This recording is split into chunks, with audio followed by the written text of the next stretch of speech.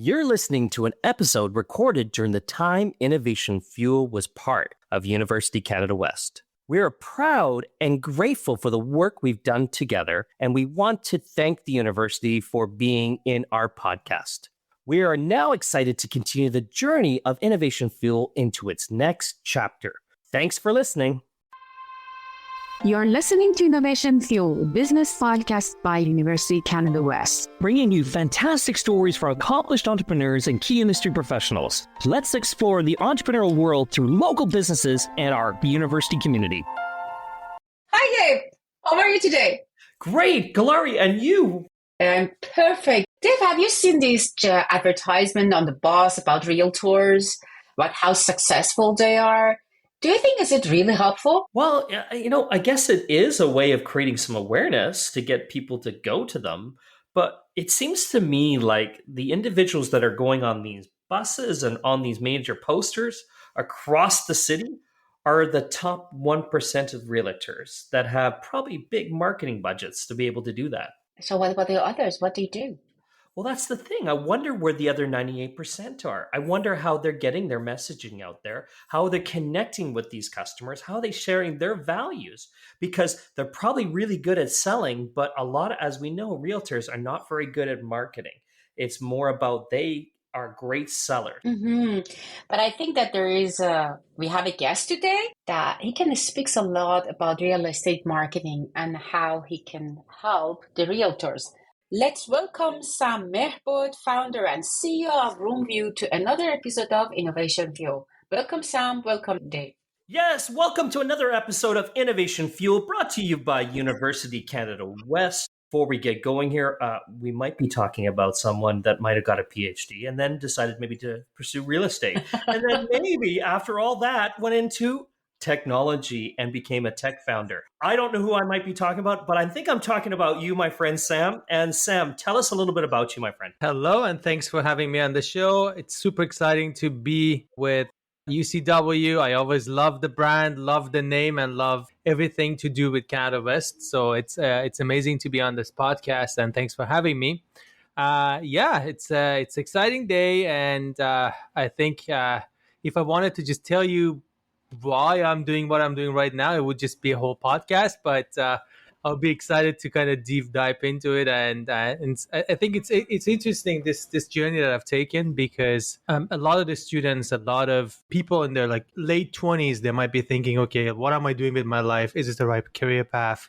Is this the right thing? But I think it's everyone has a journey. Everyone does have little points in their journey, and where they end up is always connected to those dots that they took on that path, right? So it's exciting to talk about those a little bit. Tell us a little bit about your background in real estate, and then how that led into the technology that inspired RoomVu. I came to Canada studying a PhD in construction management. My project was like more 3D modeling and anything related to that. And I realized it just takes forever to get a job in academia. It was like, I finished this thing. It's going to be another like couple of years doing postdoc. Then if I'm lucky, I would get a university job. I was just like, this is just not working. So halfway through, I started a construction company and I started building homes. And that was great. And I found a few partners. That company is still existing. And then I realized, well, you know what? What if I could sell these homes? And that ended up to be a real estate team that's still existing to this date. It has 5 realtors that work on that team, and they carry on things. But one day, my co-founder met me, and it was like, Sam, like, you're more than a realtor. Like, you've been doing all these things. Do you want to start something together? Do you want to do a tech product? And that was interesting. So we started. This is 2016, by the way. And we spent a ton of money, not a little money, me and him. And we did a lot of experiments. So we built our first product. We were super excited. We took it to market and no one cared. So I was like, oh, this is a great product. We were like, no, I don't think so. So that's a classic marketing mistake, that your friends tell you that it's a great product that you've built and then no one cares for it at the end. I mean, no one paid for it. So that was the issue. It was I think it's a classic vitamin, not a painkiller solution that we built back then. I love it. So if you end up building a vitamin, it's great. People like it, but they don't it's not solving your pain, so they don't pay a ton of money or they don't pay consistently. So we ended up pivoting a couple of times, but the current product that we've built, which is focused on marketing real estate agents, marketing mortgage brokers, and home inspectors, that has took off, and we have about 80 people on the team right now. We have many UCW graduates working in our team right now, so that's something that we're proud of. Yeah, it's been a journey, so it's a lot of fun, and it's also a lot of pain in the way.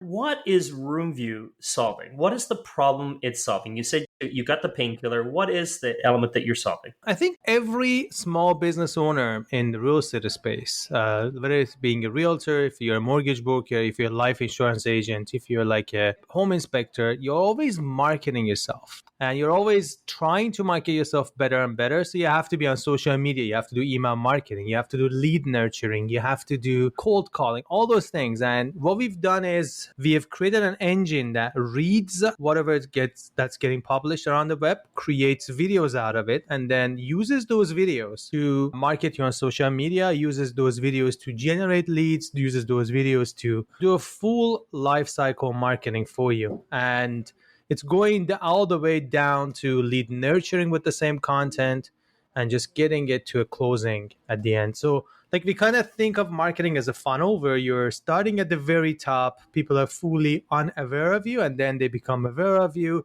And then once they're fully aware of you, they start to trust you, and that trust and that final decision making sometimes could take years, if not months. So we're focused on that, just making sure that you're staying on top of mind. Once you've stayed on top of mind, you're always in contact with that person. And so far to this date, we have 220,000 real estate agents and mortgage brokers on our platform that use the product. What other tools you're using rather than video creating? Are you using other tools for So we created this engine that creates a lot of videos. Then we automatically publish this on YouTube, Instagram, TikTok, and so on. That's one automation tool that we've created out of the video engine. And then we've also created an ad engine that targets people, geo-targets them in a specific area. So let's say you're in North Carolina, you want to target local home buyers and sellers. In North Carolina, you can just target them and run ads. And then we've also created a lead nurturing solution that basically runs a journey, kind of automatically runs a marketing campaign, sends a text, sends an email, and nurtures that lead all the way to the closing table or all the way to the closing of the deal. So that's why I say like it's more of a life cycle marketing than just social media marketing. But initially we started as social media, just creating content, putting it on social media, but we realized people need a lot more than that. Like a lot of times people need to grow their audience. Once they've done that, they need to grow their brand awareness. Once they've done that, they need to grow and have a lead nurturing or a CRM in place. So it's just understanding that these guys need a lot more than just, hey, Sam, here's a lead, go work with it. They just need a full solution. And that's what we've built over the years. So about specifically my question was that about how the realtor can be more engaged in your platform. Yeah. Mm-hmm. Yeah. So we create content, we post it for them. And the goal is to basically connect more with their audience, stay as an expert in the market and say that they are the market leader. They are understanding what's going on in the market. More of an automated marketing system for them. Do you have any byproducts of your system? Because you can gather a lot of information and data. It's a great question. I think there's a ton of byproducts that you can create from it. The one thing that we kept on looking at is, so last year we generated 500,000 leads for realtors and mortgage brokers. And we looked at this number and we were like, okay, what can we do with this number? Here are some fun facts for the audience. Do you know what is the average follow-up rate when you send a lead to a realtor or mortgage broker? The average follow-up rate. Like how many of them actually do follow up with you when you send a text? 10%? 10 text messages, 10 phone calls. 1%.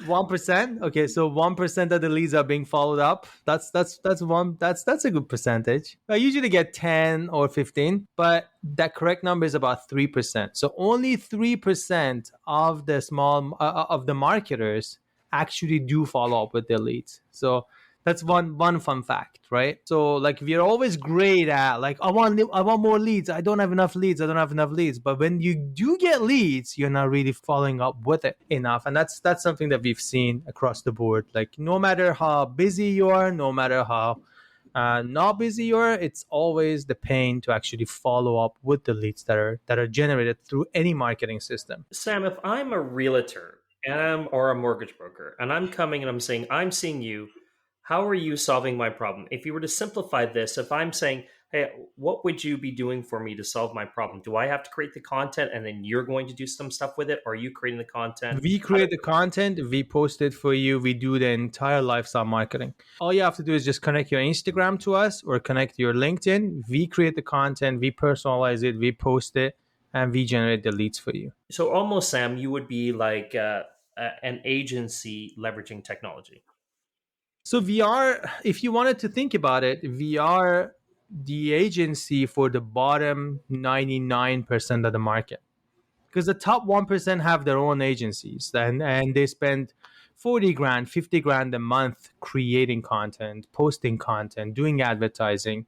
But the bottom 99% of the market, or even the bottom 90%, they don't afford like huge marketing agencies. And what we've done is we've democratized that technology and that enables them to just use the same tech as the big guys and start basically generating content, to start generating social media leads and kind of go from there. Bear in mind, this is very overwhelming to the average realtor in there. Like our average customer is about 45 to 65. They still like TikTok to them is a foreign word. They're like, what is this? How do I do this? They're losing market share to the younger guys that are mastering this, that are just doing this better and better. So there's this huge kind of FOMO.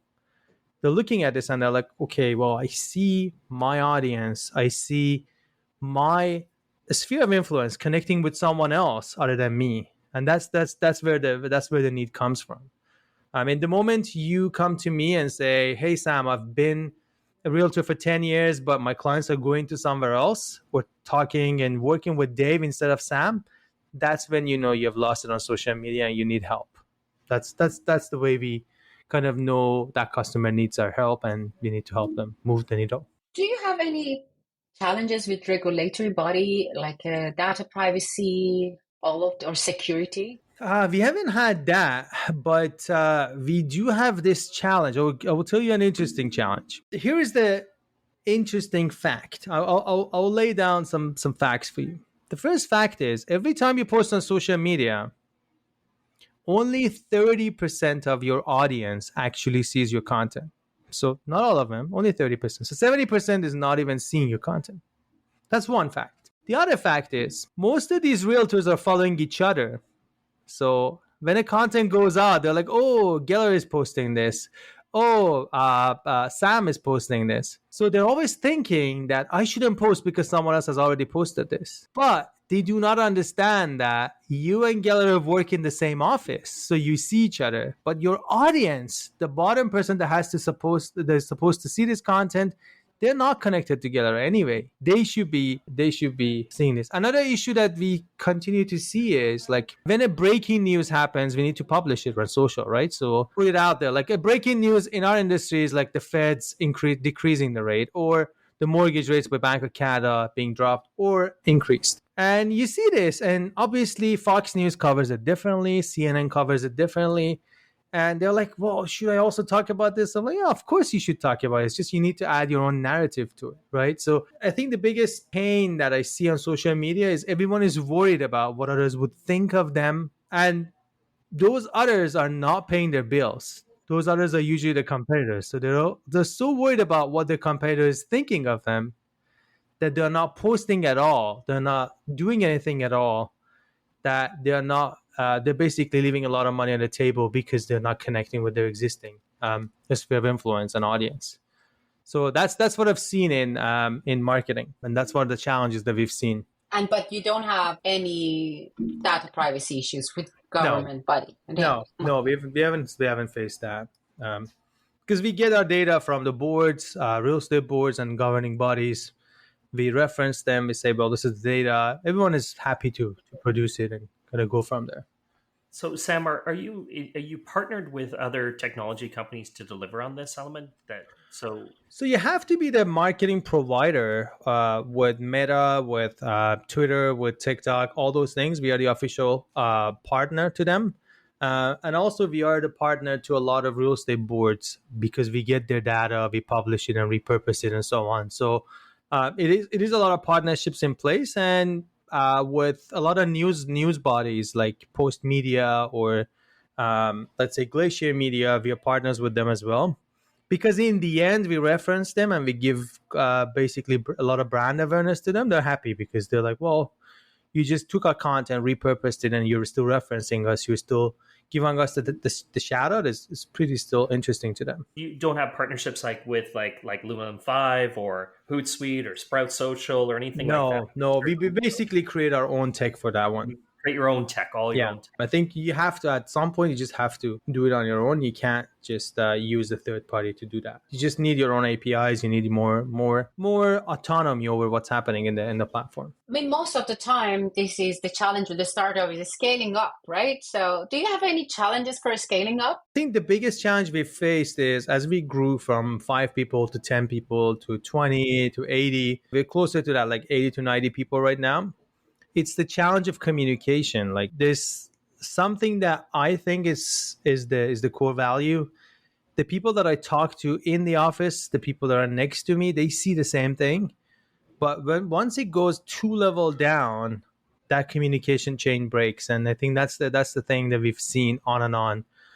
I think there's a whole book about this called blitz scaling, and while it's sounding easy on the book, it's really hard to do it on a scale. Like you just have to have like constant communication. It's usually like one way communication, just going all the way to that last person that is handling the call, that last person that is doing the intro, and it's just going with that. It's just like a little bit of more and more blitz scaling and better communication. And also, do you have a challenge communication with your clients? That's always a challenge too, right? So I want to say something else, and that is something that I've realized throughout this journey. Like back in the day, if you asked me who is your competitor, I would go deep into who else is doing social media for real estate professionals. And now if you ask me who's our competitor, I'm saying whoever that takes the money of a real estate agent for marketing. Because it's not just social media, it could be print media, it could be flyers. So in a way that there's only a limited budget of marketing that person has. It's possibly around like 5% of their GCI, or like 5 to 10% of their earnings that they're going to spend on marketing. So I don't think it would be right to just say we are competing against only the social media companies. We are really competing, all of the marketing industry is competing against the same market dollars. It's against the same pocket. And that money has to come out of that pocket. So like you just need to build a product that's really a game changer to get things going. Another question that I have is we could see a lot of kind of this platform during the COVID-19. Yeah. So what changed after that? And what is going to be future of real estate and marketing in real estate? I think that's a whole podcast for itself, but in a nutshell, I think what's happening is that we are seeing a lot of momentum and changes in the way people market the properties and market themselves. So last year, National Association of Realtors, the biggest governing body of realtors, who are also investors in our company, did a survey and asked realtors, what is the biggest value? Ask the home sellers, what is the biggest value when you hire a realtor to sell your home? And that's like you would say, probably putting the home on the MLS, right? So like just putting it on a multiple listing system, or Zillow, or whatever system. The answer was marketing my home beyond the MLS. So it's interesting. So like I think that whole notion of a centralized system is kind of changing slowly. Like everyone takes that as granted now. And as we add on more inventory, as the market dynamics change and there's more supply being built up over the years, you need to start thinking of marketing your home differently, marketing that home in a more diverse way, right? So it could be social media marketing, it could be running ads to target renters in that area, for example, or it could be running ads for a downsizer that's moving from another state or another province to here. So it's becoming interesting. So we've seen all kinds of marketing trends post COVID. So I'll give you an example. Post COVID, we started seeing a lot of Texas realtors running ads in California to get a lot of California home buyers to spend money and buy Texas properties. We saw a ton of ad spend with that. I was like, wow, this is interesting. We saw the same thing with Florida targeting New York. It's very interesting in terms of just seeing that momentum and seeing that change, right? Thinking about like the future, because we're starting down that pathway of the future, we have a new technology, artificial intelligence. It's going like gangbusters. We see the evolution of, there has been discussion of disruption to real estate individuals, meaning with these advancements in AI, VR, AR, like, do we really need a realtor anymore? Like, can this be done without a realtor? Could it be the home buyer selling to another home buyer?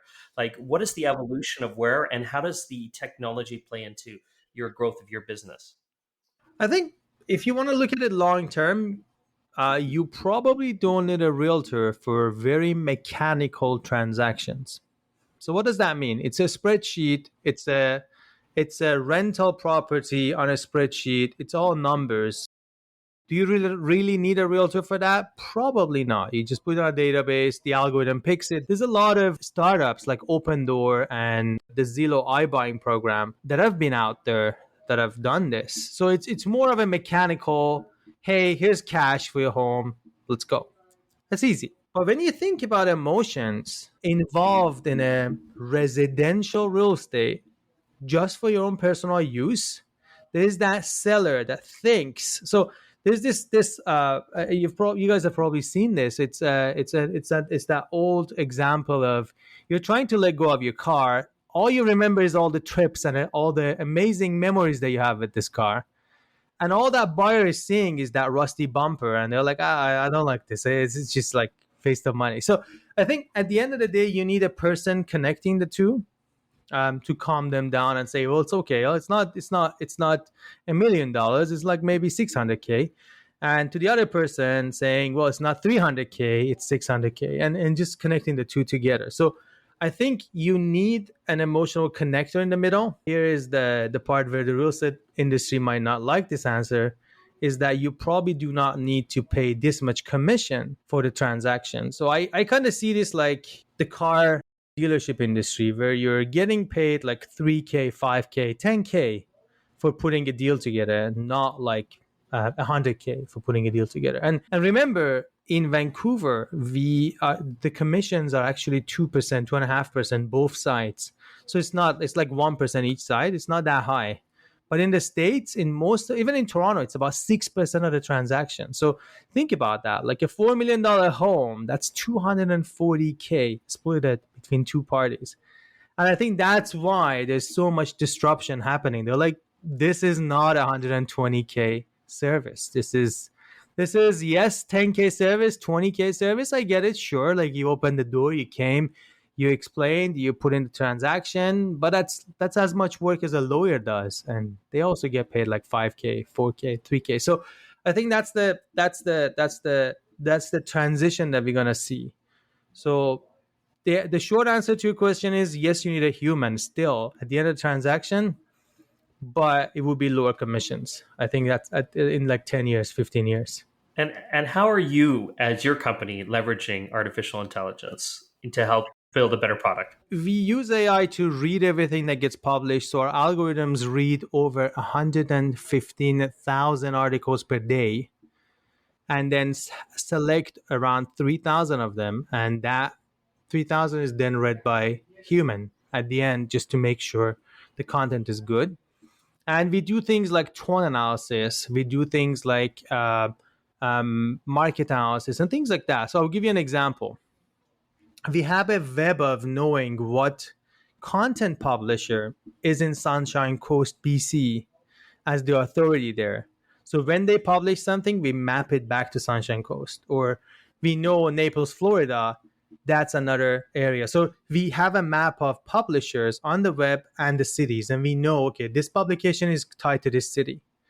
Another thing that we have that's super cool is the tone analysis. And this is probably interesting in terms of marketing, because if you open the news, realtors are the cause of homelessness. They're the cause of a lot of bad things in the city. Does that realtor want to publish that on social media? Probably not, right? So just doing a tone analysis for suitability of that article is also another huge part of what we do. Just like understanding the tone of that article and retraining our algorithms and models to keep running and reading, so that the next batch it fetches is the right articles and it's the right area. That's probably the biggest use of AI that we have.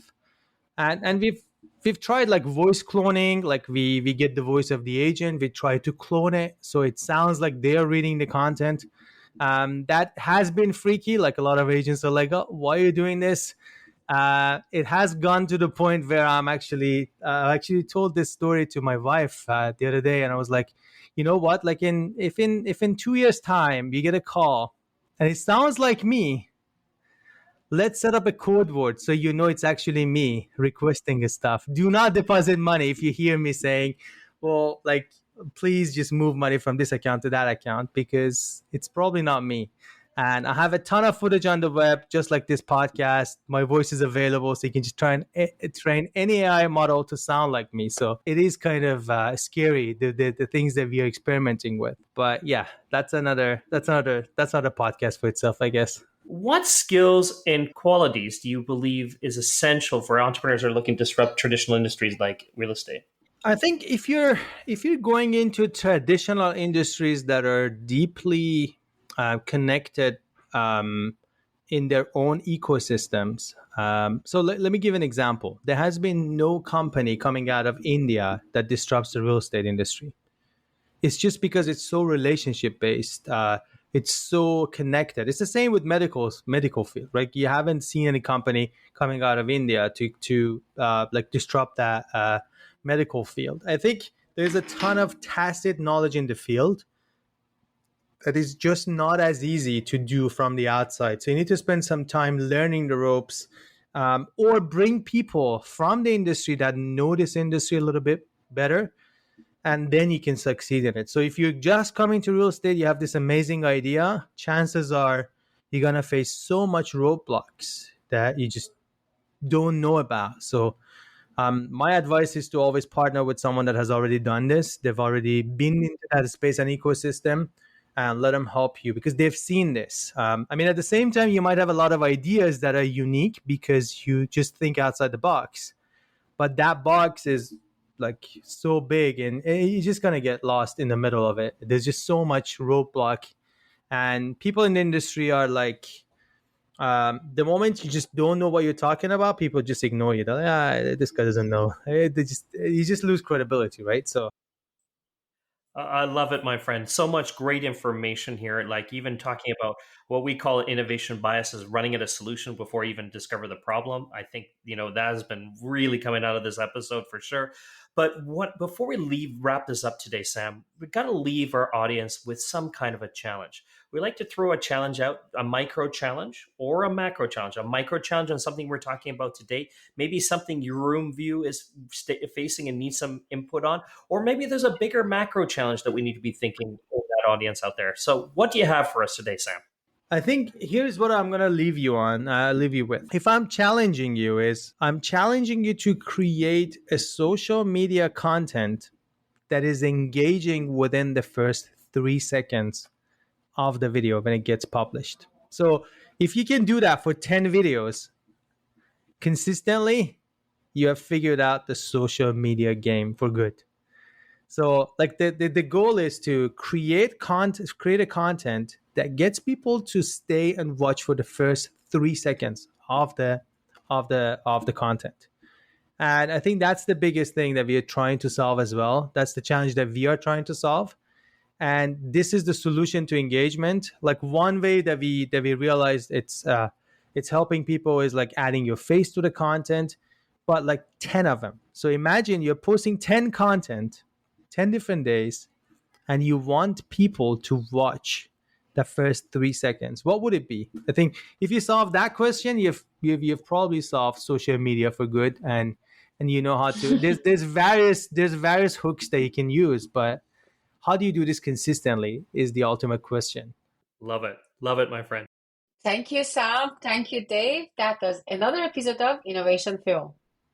Thank you, guys. Thank you for having me on the show.